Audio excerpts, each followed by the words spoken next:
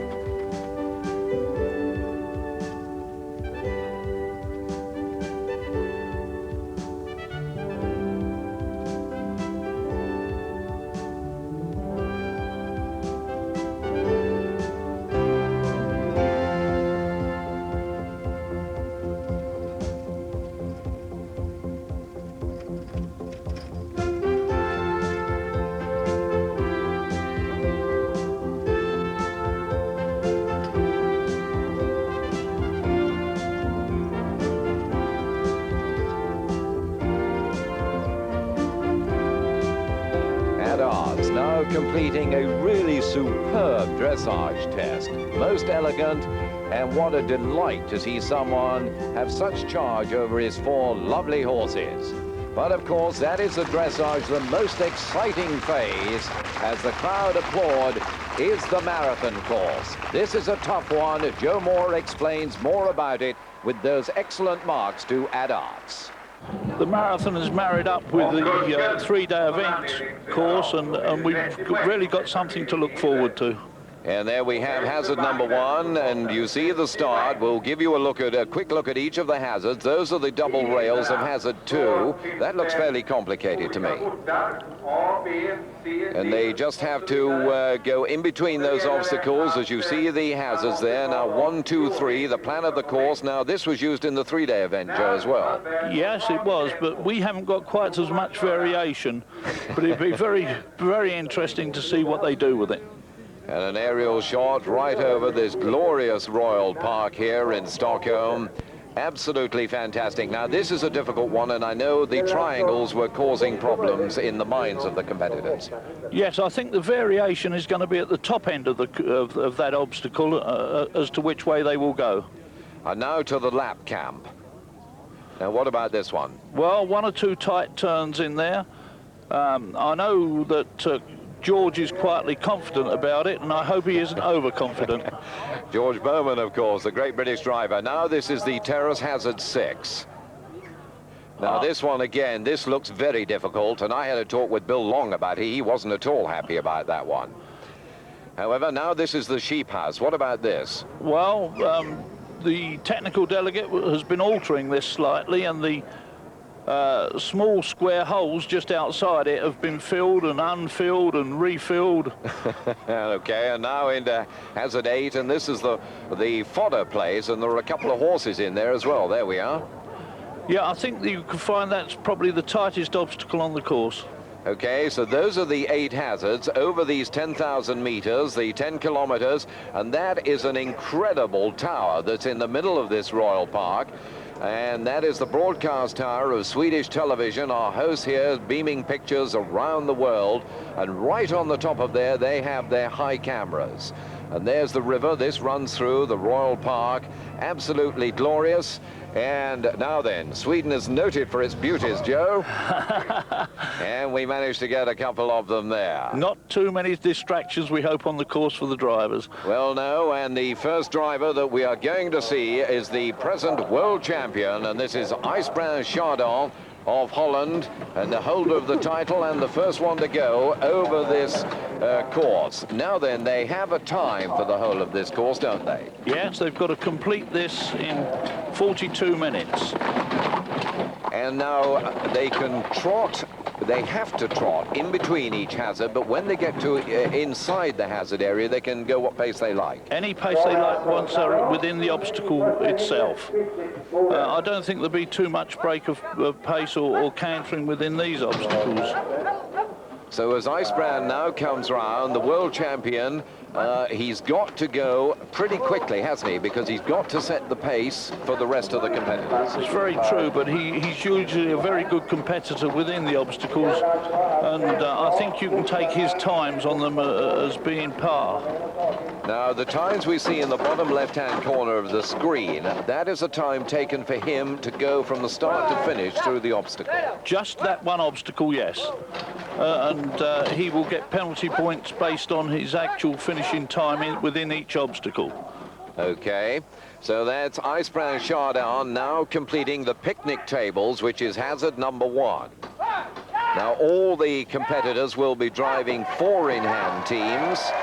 And a great roar as he goes out there, Joe. Now, that time of 63.9. Yes, that gets him 12.8 penalty points. Okay, so we pick him up again, coming out of that, and maybe in a moment you'll explain what the penalty point system is.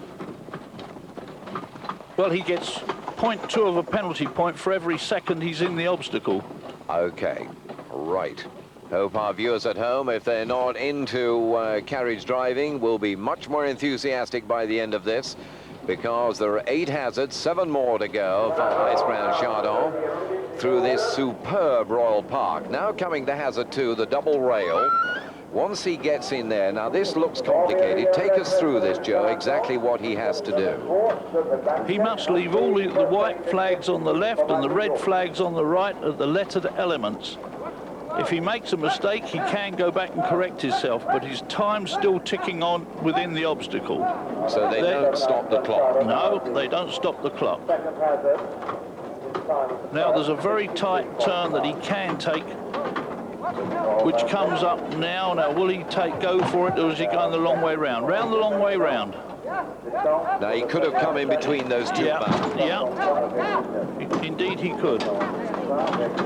So now he's just getting a bit of a canter on. Now on the back of the carriage, the person maneuvering the carriage, and then the young lady behind, I think that's Icebrand's wife, who is navigating. And then the person in the white, that's a scrutineer. That's the referee in the white, and he's there to see that he keeps the correct paces and goes the right side of all the flags out on the course. The referee is not on duty within the course, within the obstacles. It's between the obstacles that his power comes into play. True, yes. Okay, so now Icebrand Chardon very neatly through hazards 1 and 2. Now he's coming to hazard 3. As he approaches this is the water complex, or the pleasure pond, and this was also used in the 3-day event. And when we just get the picture of the whole complex, I'll explain. Now that summer house in the middle, you see the rail on the right, they were jumping that in the 3-day event cross-country and could either go left or right of the pleasure pond or jump straight through it. But of course, no jumping for these boys. Right, they're going to go through, you'll see them pass through the end gate now, and unfortunately there's not a lot of variation they can take. They will all take the same route, I believe. That's a 3 metre to 3 metre turn there that he's just taken. And now he'll go round the outside of that obstacle, then come down towards us head on. That's B gate he's just passed through. Right. And now he goes left-handed again, goes on the outside of that obstacle, or in between them. Right, that's C, and out of the water, and come right the way round for D gate. Okay, now he's beautifully out through there. Now he comes round to D. Now this is a sharp turn here, isn't it? It's quite a sharp turn, but they should be able to do it at a fair trot, as he has done. A nice little drift and slide. Now he can gallop off now, and then as soon as he goes out of the timing zone, he has to come back to a trot. Correct. And now what's that person doing on the bicycle? I don't know. You shouldn't have anybody following you, that's for sure. He looks to be almost giving instructions. He can't just, well, he's on the course, and he's in the same colors as Icebrand's team. And now they come along. You saw that shot earlier on of this lovely river which goes through the Royal Park in Stockholm. That road goes alongside the river, and then they'll go right-handed and then over the bridge. And that's Icebrand. He's got 5 more hazards to go. And amazingly, with the heat today, there's still water around. Plenty of water in Stockholm. That's right, some 40,000 islands all the way around. Now we come to the triangles, and this was named after Berit Tulin, who's the course designer for these World Championships. And she in her own right was a driver as well, wasn't she, Joe? I believe that is quite correct. Now we see Icebrand, lovely aerial shot. Now this is coming from our tower, again at the trot. And this is hazard number 4, approaching halfway in this 10-kilometer course. And I must say, in this heat, Joe, the horses look absolutely fantastic. Yes, they've all been looking very well at the second halt to come out. And it's congratulations to all the teams there and the organisers who have provided all the necessary ice and water to help cool these horses down and send them off on the last section as fresh as possible. That's right, because we have to remember that this is the last section on the second day, of course. Now, on these triangles, there are several routes through here, and it does look complicated to the eye. There are short and long ways round. Take us through this. I believe you'll find that the majority of the teams will go in the route that Chardon is now going. There is a little variation when you get to the top, and I'm sure we'll see that variation amongst different competitors. He'll now turn sharp right and get right to the top of the obstacle before he has to come back left again. Now he's just going up through, there you are, and now turning sharp left. Come back down. Now he's got to go sharp right. Now that's a brilliant piece of Yeah, driving, that's Joe. beautifully done, beautifully done. What a superb maneuver by Icebrand Chardon. 50 seconds he went through there in, Joe. That has got to be quick. 10 penalty points only, wonderful. But I did say that I think you'll find he'll be the pacemaker for the majority of the competitors. I believe that'll be so. Okay, now we come to the lap camp. And Lapland, of course, the Nordic countries, Swedish laps, Norwegian laps, and Finnish laps, and probably more in Sweden, or the northern part of Sweden, than any of the other two countries.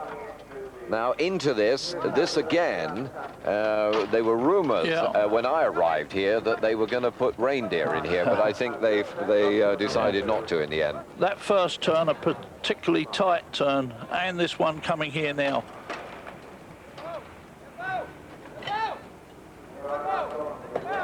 Now, and they shout quite a lot in driving to encourage the horses or to tell a leader or a wheeler to move. Well, that's all the age you've got, is your voice, the reins and the whip. And it's a good man that can get to his leaders with a whip, and wouldn't want to in any case, because you're only going to upset the whole team. Complicated on the diagonal, but again, that's another superb piece of driving. 51.1 there. He's going well, going well. And this is lovely to see, and I mean, we're told the figures about 100,000 people out in this park, as they were for the three-day event, cross-country day, and I must say, my impression of this, very friendly games and beautifully organized. Yes, it's been absolutely fantastic. We're a little sad that our stabling's so far away, but that's about the only down point we've got on it. Well, if they had everything right, now then, that would be quite something. Well sponsored, of course, this World Championship, the Terrace now. Now this, I had a chat with Bill Long about this, and he didn't like these Terrace at all, because it's always pretty difficult. It is very difficult, and you see that boulder in front, that was put there the night, just the previous evening, to ensure that the teams didn't go over there, but now he's got to come back down again and make another turn and then up, and a number of the competitors have said that they think the last gate is not needed because it's a long obstacle, and the horses are going to be getting tired when they get right to the top. Right. Which is the most difficult, Joe, with four horses, to be going up these steps or down? Going up, naturally, and it's an uphill pull as well, so you'll see that they're getting tired towards the top. Now, once they go through that gap, they have now completed number 6. Correct. Okay, now they come down. He's still got to trot now, all the way down to going to the sheep pen at hazard 7. But, I mean, he seemed to do that incredibly well. There was only one slightly tricky moment where one of the horses, and also explained with the two leaders, the near side on the left side and the off side, and the two wheelers who are the strong men of the team. Well, whilst you're in an obstacle, you must have your leaders out of draft. No way must they be doing any pulling, because if you do get them in draft, they will be steering you, and you can't afford for that to happen in an obstacle. Your leaders have got to be right back out of draft, and those wheelers doing all the work. I see, okay. So now we go into this sheep pen hazard. Now, this was used where they jumped on and off the roof in the three-day event. So just have a look when we come into picture, and that's where the horses went up over the roof of that in the cross-country in the three-day event. Now, this is a tight obstacle to my eye. Yes, it was thought that a number of people might try and get round the well that you've just seen, but Chardon isn't trying that, and I don't think many will. The next part of the obstacle is quite interesting. He comes round the box there, and now he goes out, and that's where the drops are out there, and let's see what Chardon does with them. Oh, straight across them. That's what he makes of that. So there are no problems for him there. He's quite legitimate to knock that over, that bush and everything. No problem at all. He's gone in and out of the little boxes. in 54.5, so that's a very good time again. The last three hazards he's been in just 50, 51 and 54. He's been going very well indeed. Fantastic. Well, he is the world champion. So now we're approaching towards the end of the course now. As we come in, he goes to hazard number 8. And this is the fodder place, and there you see two ponies who are actually in there. A good job the horses are wearing blinkers. This is a very tight turn that he's trying to make now. From A to B, he's got to get right. Now that man on the back, anybody dismounts, penalties for in the hazard. Yes, indeed. And you saw he got a little tied up there on the tree. Now, how much allowance have you got in those gaps, Joe, between either side of the wheels? Well, those gates are 2.5 metre wide. Okay. And that vehicle will be approximately 120 centimetres wide. So something like about 50, 60 centimetres either side, which isn't a lot. It certainly isn't when you've got to think about 4 horses. And you've got to place yourself exactly right to get to do what you want to do. Well, that is another superb drive by the world champion, Icebrand Chardon of Holland. Going now, he's just trying to too much of an angle. Yeah, he's tried to come out too sharp, and he's got himself caught up again. And of course, time is ticking away. Now, this is valuable, and this could cost him. And that man now heaving it through. Now they're through and away. But the time, he certainly lost about 10 seconds, I would guess, in there. Hazard 3 of the Pleasure Pond as we pick up Jan-Erik Paulsen, Nika Paulsen of Sweden. And now coming down to this water hazard, Joe, and horses, when you're driving them, teaching them to drive, any problems going through water as a rule? Some of them don't like it to start with, but they get to like it. Not a big problem. No. And you're seeing here, I think he'll take exactly the same route as Chardon. So he's going round there, and you see that centre part, and that's where they jump through, those brave ones on the cross-country course, straight through where those people are and the musicians of the Swedish Army. Now in between those two, the obstacles, now he comes round to D.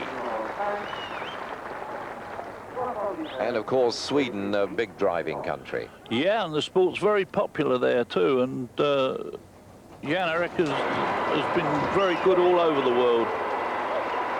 And a lovely slide through there, and now he gallops on until he has to come to a trot. And now he's straight back into a trot. So that is on anything under 60 seconds there's got to be pretty good, hasn't it?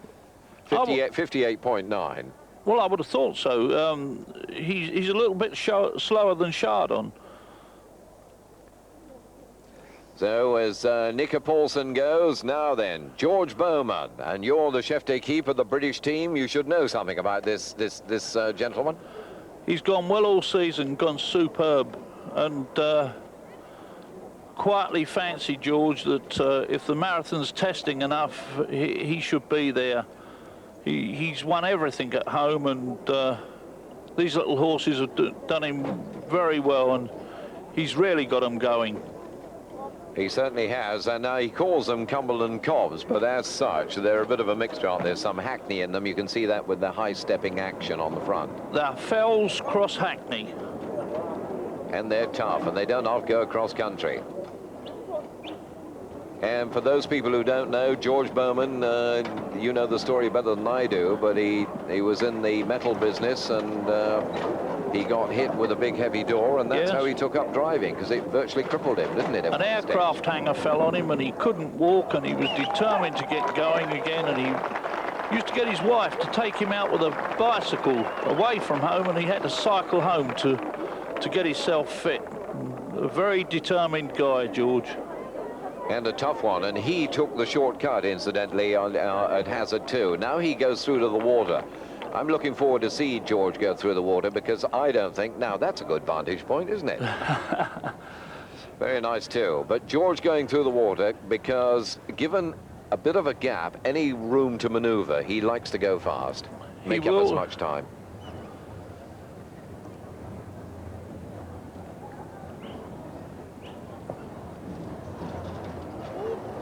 And straight away, cantering down the bank. Yeah, straight into, get to A gate.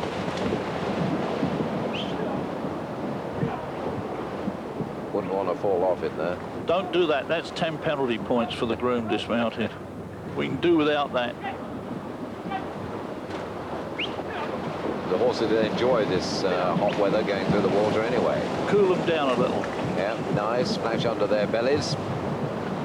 And that is a terrific run out there. Now this could be around about 50 seconds, 52 seconds, looking at the clock, Joe. Well, he's got a long way to go yet.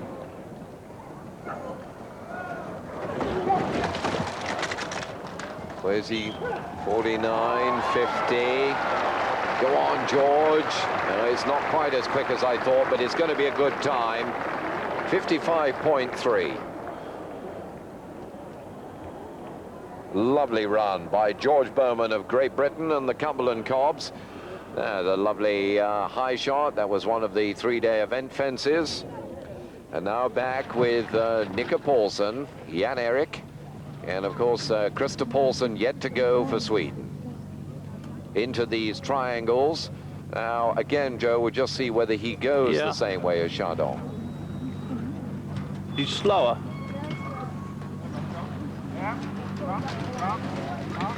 Now, when you're going downhill, you have to let the reins and the traces go out for your leaders.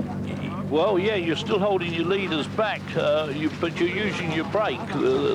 All these vehicles today have got disc brakes, and the majority of them did separate braking systems for the front and back axle. But now you go right to the top of the obstacle again. That's great. Now, do they have suspension on these carriages as well? Yes, indeed they do. Sprung. Yep.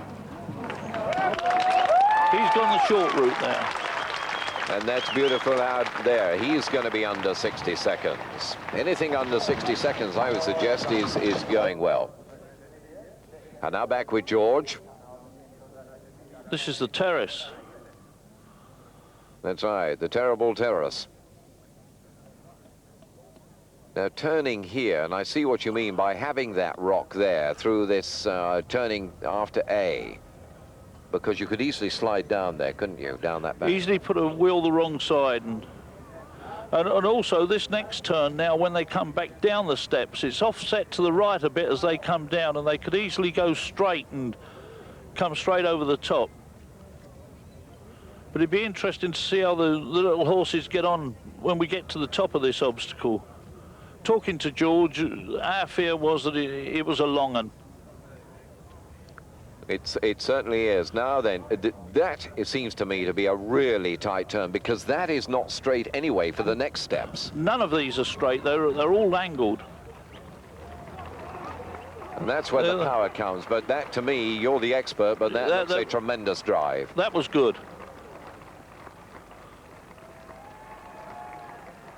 And great applause and a tremendous crowd fan participation here at these World Championships. The Swedes have been absolutely fantastic hosts, and they've not just applauded their own. Naturally, they have given them that little bit extra, but they've been very generous to everybody. Oh, very good. Now, it looks as though George is held up. This is a holding area. There must be something in front of him wrong, and he's held up. Now he's moving off. The whistle's gone. And the time is taken into account then over the total course in the 42 minutes in that holding area. Yes. And just looking at the watch there was the scrutineer. Hazard 7, the sheep pen. There's George in the driving seat, and with his navigator behind him and the strong man at the back of the carriage. All purpose built, these vehicles now. Yes, nearly all built by one manufacturer, Kuhnli in Germany. But George's navigator is his sponsor, Matthew Dalton. How close can a sponsor get to the performer? Now I see George through the sheep pen. It is amazing how, I mean, these are very nimble horses. We saw him at Royal Windsor Horse Show, of course, where he performed quite brilliantly again, didn't he? Well, yes, he won there. He beat everybody at Royal Windsor and won there, and he's going well here as well. He's in and out of the squares. Straight through and no hanging about at all, and that's another excellent time. 52.1, George Bowman and his Cumberland Cobs going on to the final hazard. Another aerial shot, and then some of the fans who are going from hazard to hazard, and lots of picnicking. They've almost sold out of ice cream. And now This looks... now this is a problem now because someone has dismounted here, Joe. This is Joseph Nims of Czechoslovakia. That automatically gets him 10 penalty points for one groom dismounting. If another groom gets down, that'll be another 10. And his horses look very tired, and I can't see them going right through this obstacle. Okay, so now Thomas Erikson at hazard number 1, starting his marathon round, the final of the 5 phases on the second day at these World Driving Championships in Stockholm, in the Djurgården, the Royal Park. So now this is another young man who's very talented as a driver, isn't he, Thomas Erikson? Yes, we're seeing 1 or 2 very good young men come out, and it's very nice to see. Because at one stage you'd have thought a few years ago it was a bit of an old man sport, wouldn't you? I've never thought it was an old man sport, but... Well, seeing those lovely phaetons and things go down through the city of London, I suppose one gets that feeling. Anyway, Thomas Erikson. Now, all the reins, some people hold all the reins in both hands, one hand. What's the technique? You drive what style you like. The old style as we know it, the proper coaching style, is all 4 reins in one hand. But a lot of the Europeans drive two-handed, and so it's a lot easier. And you see a red marker there on one of the hazards, which they always leave on their right-hand side. The crowd waiting for Thomas Erikson to arrive.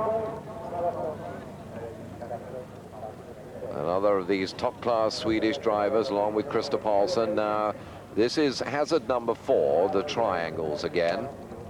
And probably 2 difficult ones when we all walked the course were hazards 4 and 6, weren't they? The triangles and the terrace, the 2 terrible T's. But however, 8 has seemed to be fairly tough to me as well. Yes, I think 8 is going to take its toll.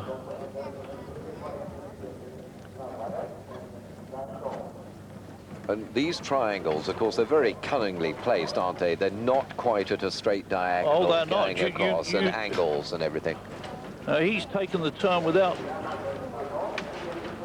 He took the turn without looping. That was very good.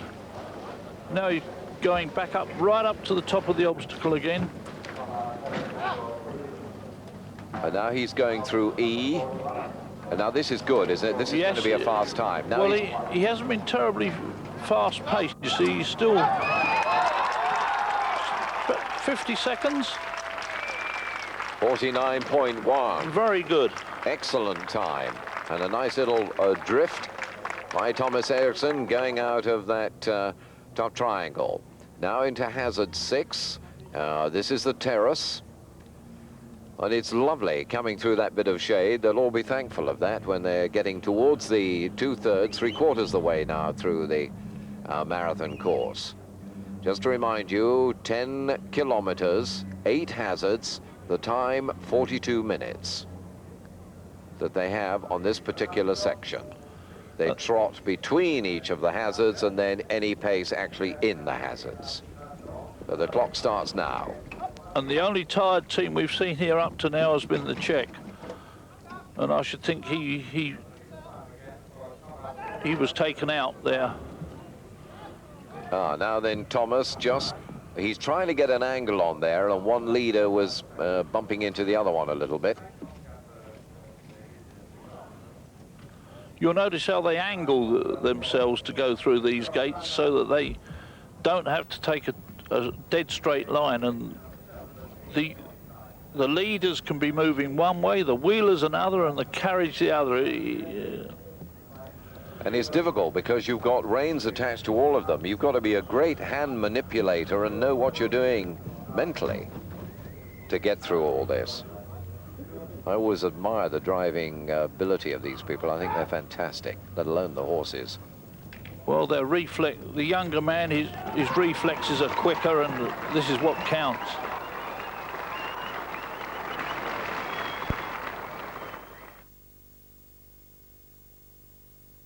When you've got this far on the course, Joe, and what's going through your mind, the driver's mind, as we just have a look at a replay of Thomas going through there? Any sort of tactical things you can do, or you've got all your plans sorted out, really? I think the driver's got everything in his mind, and here at Stockholm, I think they're going to be saying to themselves, I've done number 6, probably the most difficult, the Terrace, and now I'm looking forward to getting home. But as we've seen, number 8 is having its effect on the whole course, and it's much more difficult to drive an obstacle if you've got your horses tired. So they'll be hoping that the horses are going to still have a little bit in the tank for that last obstacle. Okay, we are approaching 8 as we've just seen the slow motion replay of Thomas going through hazard 7. This is the final one. 2 ponies in here. You see the judges in there where scrutineers are watching exactly what they do, and they go through the obstacles correctly. Now here again is where Chardon had trouble, and it is very tight in there. This is tight to get through A and B, and if they're trying to do it in one, that makes it that much more difficult. And very often it's quicker to take an easy route and keep flowing and going rather than getting hung up, as we've seen Erikson do there. And of course with Erikson and Chardon, they both lost time because of that. And of course time very important here, the hazard, and then they make their run in to the finish.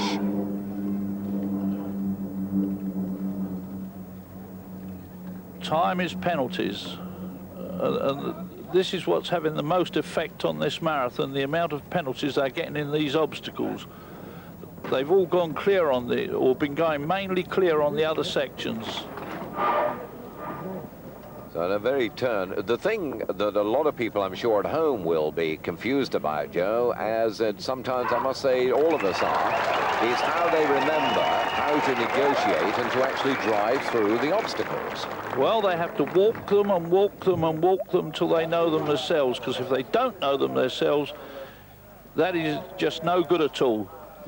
The first of our American competitors, Sam Groenewald, born in Holland, used to work in the Dutch Royal Stables and now driving for the Albemarle Carriage Museum in Virginia.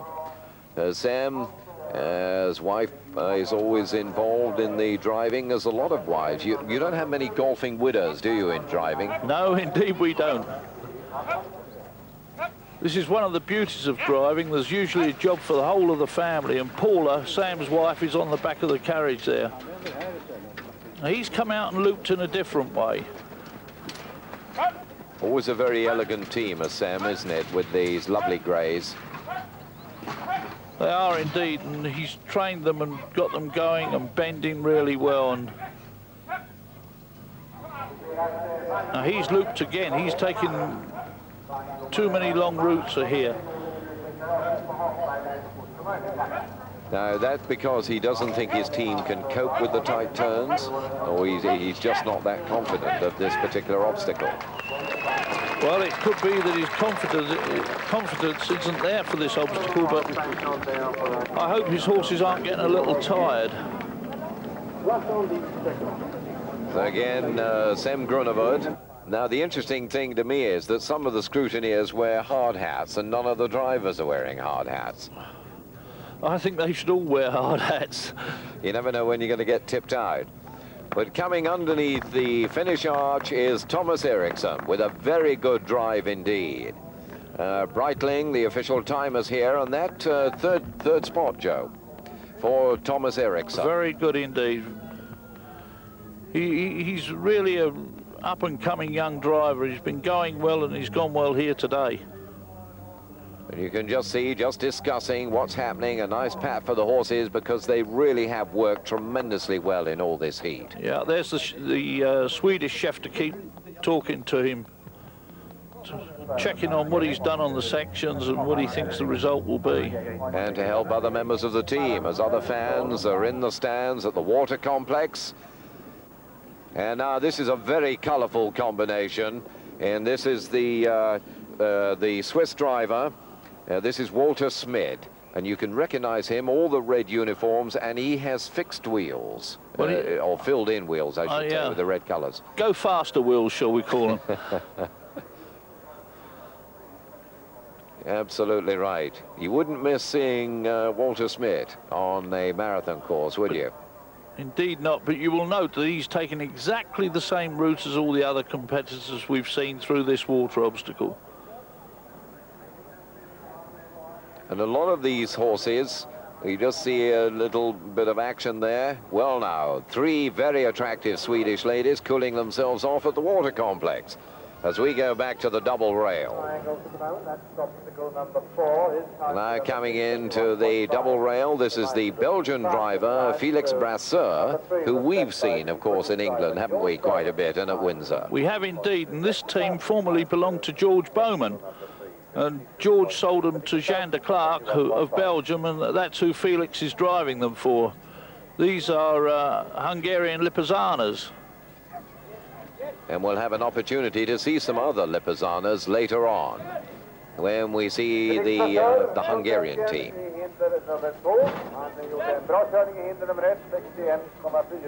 Very experienced team, this.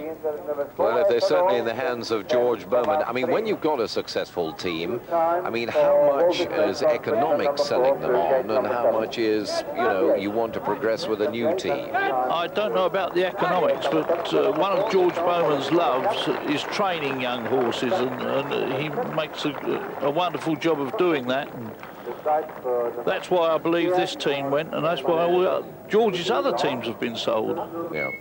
So somebody might get some Cumberland calves. Now this is the flying Hungarian, Joseph Boek. It's a team of Lipizzaner mares going to Hazard 1, the picnic tables. Now, I was told by 1 or 2 experts, you included, that this man can go a bit across country. Indeed he can, and we should be looking for him, because if anybody's going to set the job alight, it's going to be Boek. And not only that, the Hungarians, this is the 10th World Championship, and 5 out of those 10 times the Hungarians have been world champions, an astonishing record.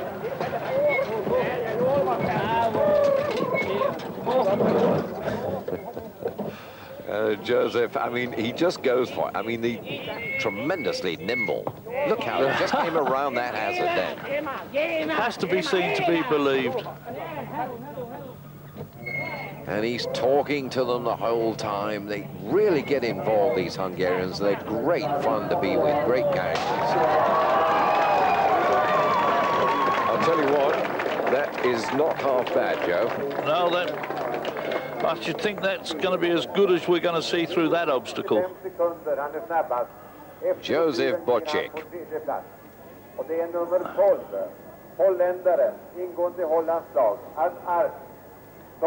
In a very elegant but a very nimble team. Now hazard number 2, the double rail.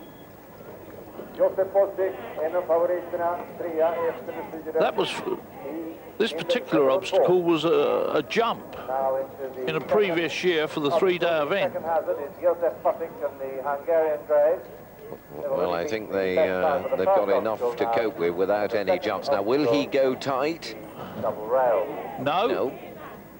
Now, that is a case maybe of keeping the flowing motion, Joe, that you were talking about earlier. Indeed, and you can see the way this guy moves on. He's wasting no time at all.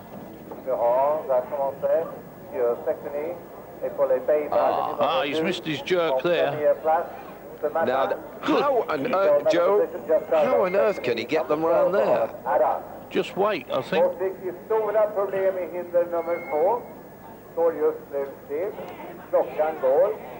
Well, all I can say is I'm glad I saw it. I'd never believe you could turn two horses back on the wheelers and through a gap like that. Absolutely astonishing, but of course it's lost him a bit of time. Indeed it has. Because his average over the other obstacle would have been about under a minute. Now this is at Arts. Now this is another really up-and-coming Dutch driver. And he took over the team from Ted Velstra, who was a world champion, but before that was a show jumper. So there's great equestrian background in this team. Yes, there is indeed. And Arts is a protege of Ted Velstra, and again, another young man in this driving game, along with Icebrand, of course.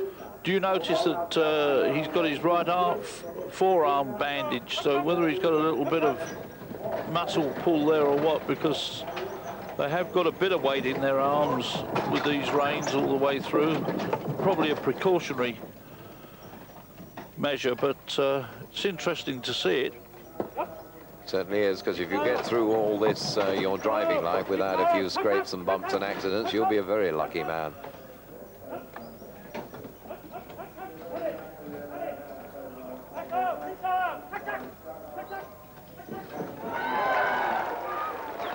Great roar goes up, and he's under the minute too.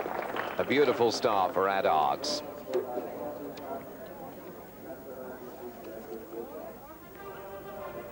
Joseph Boek. Now then, Joe, let's just see the replay of him going through the water. The musicians in the center there. Only playing, of course, for the amusement of the crowd, not when any competitors are going through.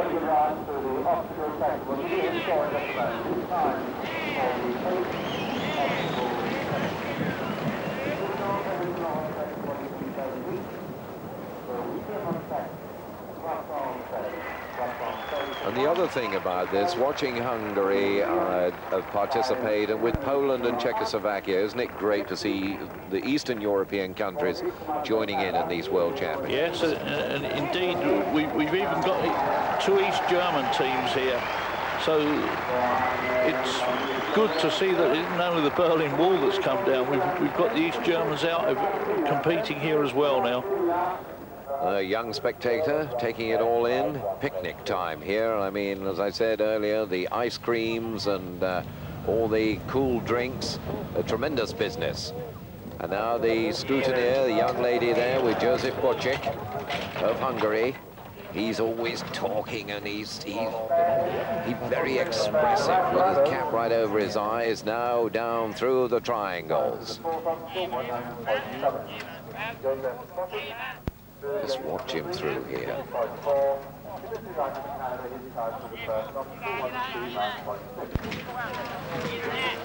He never looped there. He made the tight turn, and the one there. Now right to the top.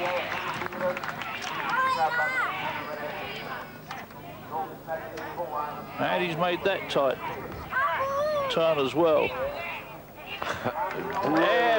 Everyone. Look at the time. Look at the time. 40 seconds, and look at the smile from the scrutineer. She's having a thrill of a lifetime. He's probably pulling her leg. I think he's got enough to do to drive the horses. That was sensational stuff. The Hungarian absolutely in his element. And now coming to the double rail, hazard number 2, 8 on the course, 10 kilometers, 42 minutes of time with Ad Arts. Now we'll just watch and see whether Ad takes that very tight turn in between the two blocks. I would think this is a fairly large team, and he might not take it, Joe. Well, I don't think so. If he's got his team flowing and going, they're not going to go for somewhere where they're likely to get held up. They'll gain nothing from that at all. No, he's gone the long way. And sensible, so through hazard 2, this is Ad Arts, and the Dutch team lying in a very strong position, of course, with Icebrand Chardon. And now he'll make this left-hand turn, come through here. Oh, and they swing that. They really crack that, Joe.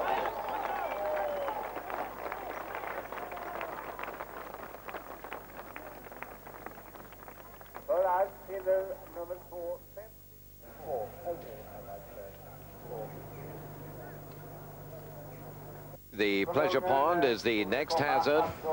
This very talented young man who took over the reins of the famous four-in-hand from Tjeerd Belstra in 1988, and he immediately participated in the Dutch team at the World Championships in Apeldoorn in 1988, where Holland won the gold medal.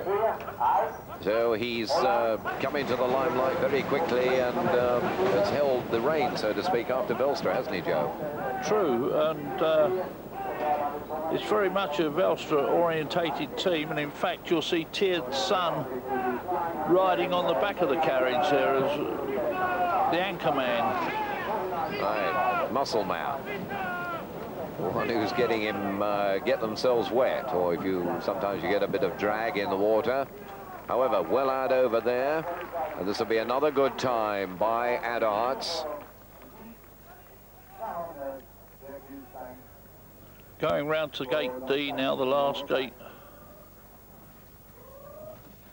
And the reins go down the wheelers, down by the side of their heads, and then through onto the two leaders.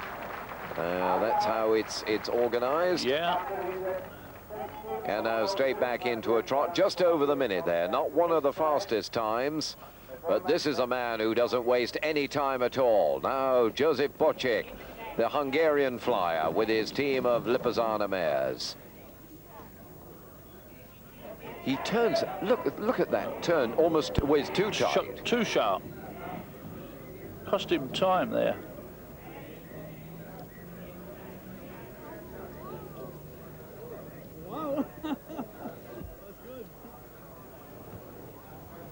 Down again, round this tree, and then down through there. Now back up.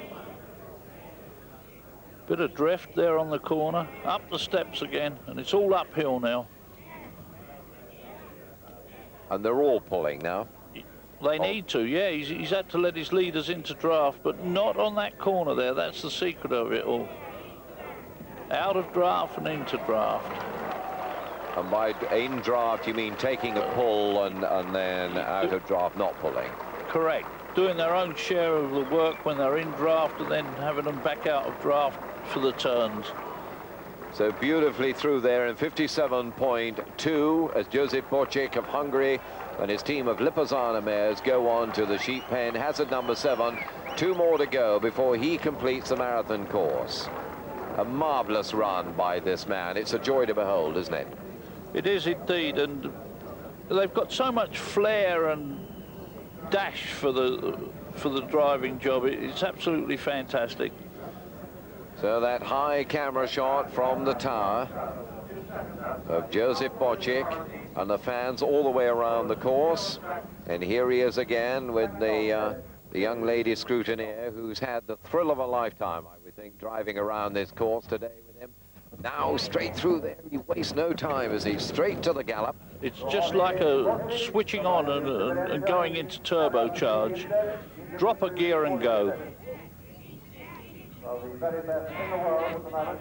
Hang on the scrutineer. Now that's a gate you've got to take at the angle. Now straight back in through this gate. I think you'll find yes, he's got his near wheeler has got a leg over a swingle tree, a front leg over a swingle tree. Now he's pulling his leaders back, right back. If you look at the horse nearest us now is. Oh yes. And that's the wheeler on the right-hand side as we're looking, the left-hand side now, in front of the scrutineer. Yeah. It's got its leg over a pole or a trace. Now there's somebody running in. There's somebody running in.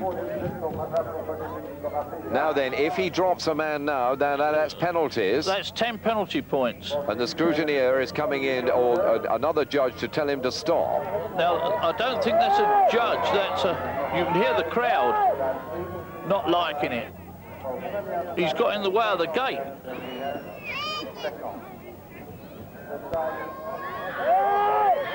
Now he goes through the gate. Everybody's yelling at him. Now he'll stop when he gets out the gate and put it right.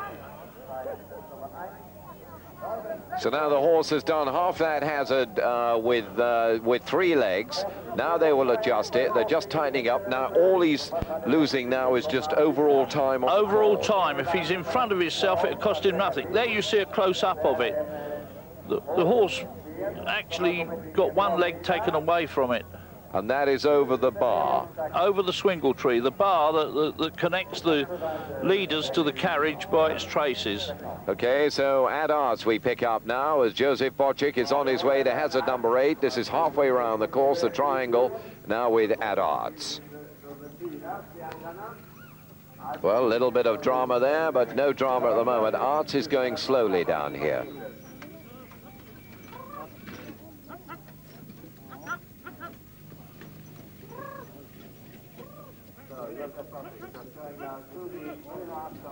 Going slow and making all the tight turns. Now, is that the technique for here? Well, talking to our British team, they were going to go slightly faster and take a slightly longer route. Now, you see Arts has taken a different route at the top of this. The others have come in the opposite direction to get to F. But Arts' time isn't particularly fast there. 56.1. At Arts just blowing out his cheeks there. 2 young fans watching all the action. At Arts again. And of course, one's got to remember that these horses of Ad Arts are bigger, say, than the Lipizzaners of Boek. Yes, it doesn't make if you look at the length of them, the difference isn't a great deal. But they're still slightly bigger to manoeuvre, but they move and turn very well. I don't think Bosek's horses would be that much smaller than these, but he drives them in a different style with a lot more flair. And certainly he's not worried about speed, is he, when he goes around this marathon course? That's a lovely view. Now you can see the complexity of going in one of these hazards, the lap camp.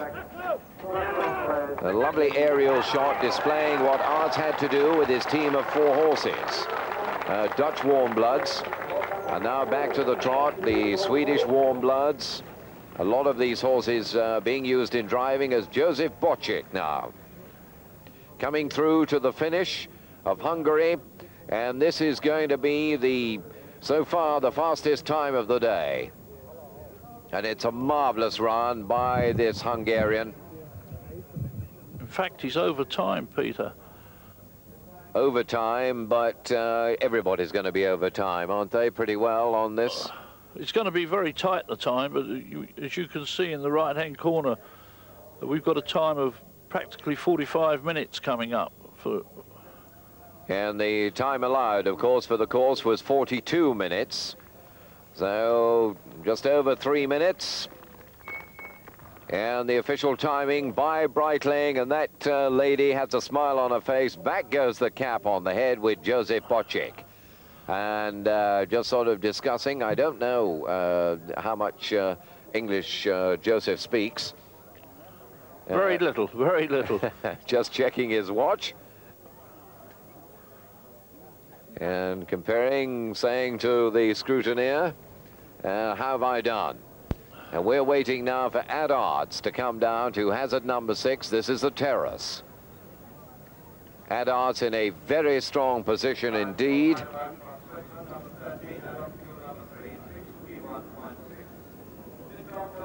And the Terrace, will see him turn in there, and Joe will just explain the technique of going in between on these narrow ledges on the Terrace and in between these gates. Because to get that angle there, Joe, you've got to be close to that post on the right-hand side to go in. You've indeed got to angle yourself correctly, and you can see that if in driving in or placing yourself for any one of these gates, you're slightly out, you're in trouble. You pay the penalty. Now, there's a typical case. The wheels just bang onto